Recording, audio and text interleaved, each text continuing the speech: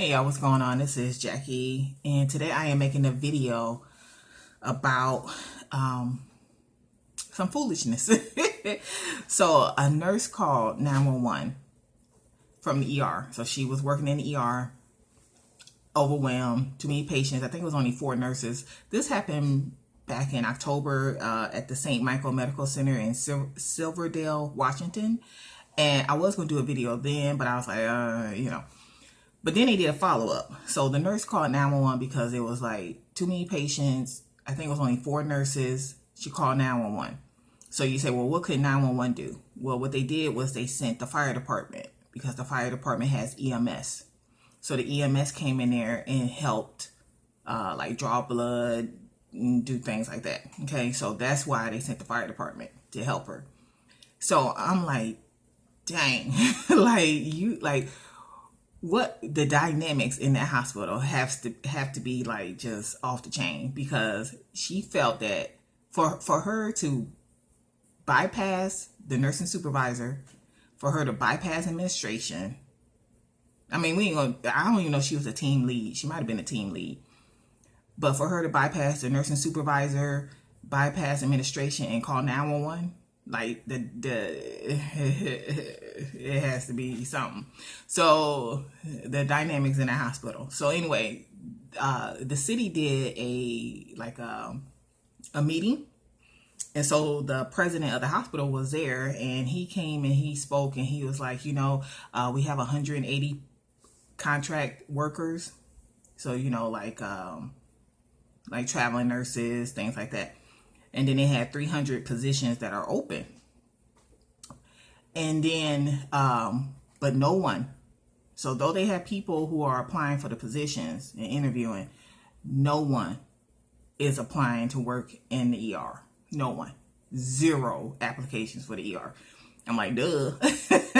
And I'm sitting there to myself like, why would you? I wouldn't even work at the hospital, because for her to bypass nursing supervisor, like for her to bypass her chain of command and call 911.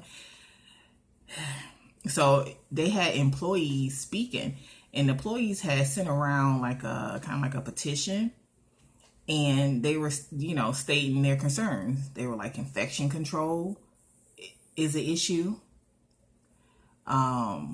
Building maintenance is an issue, and payroll errors. Okay.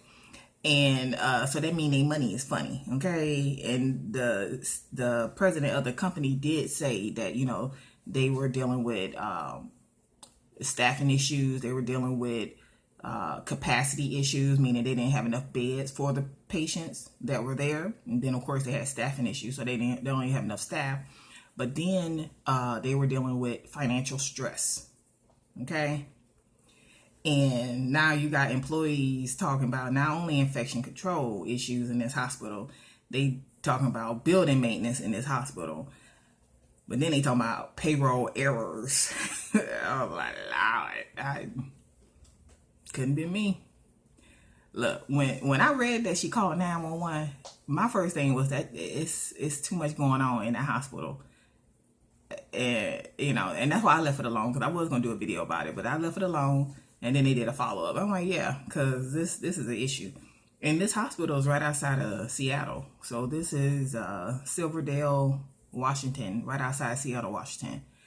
And they got issues, okay? And I did a video a while ago about a hospital here in Florida that couldn't make payroll. They were having payroll issues. And, and I'm reading every day about all these hospitals laying off, or all these hospitals like these, I can't remember what you call it, like a tenant. I don't want to say a chain, but it's a term for like those type of hospitals.